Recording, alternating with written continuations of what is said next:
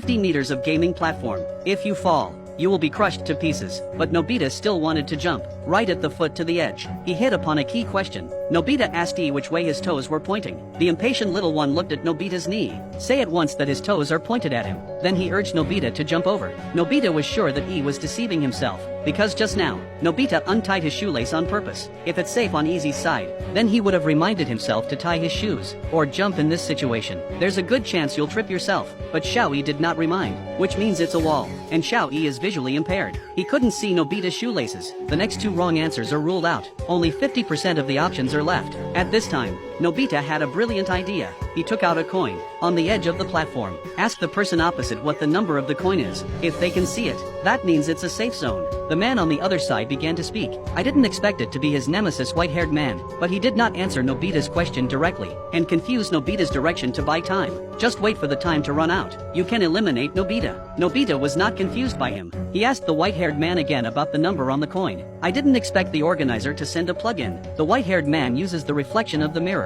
I read the number on the coin. To further orient the safe zone, Nobita chose a different direction. Put down a coin, then ask the opposite player what the number is. And this guy is the host, Sister Jean. He began to claim that his side was the safe zone, and he is nearsighted. Look down on the numbers above. This time, Nobita began to get confused. Host Kim doesn't have to get a ring, but why is he in the game? In order to be sure, she went in the direction of the white-haired man again. Drop a coin, and this time, the white-haired man quickly answered the number above. Nobita immediately began to solve. I couldn't see it right there. Why was it so quick to answer this time? It's possible that he used a prop that allowed him to peek. To test my guess, he pinned the coin against the edge of the platform. The white-haired man gave the right answer. Then Nobita is sure. The direction of the white-haired man is the danger zone, because this time the angle of the coin, you can't see it if it's a safe zone. This eliminates all errors. Nobita jumped to his feet, successfully jumped into the safe zone. I didn't know there was one final test. The president of the game is also in the safe zone. He put his hands on Nobita's shoulders, claimed to appreciate his courage. Come to yourself. But Nobita just stepped out.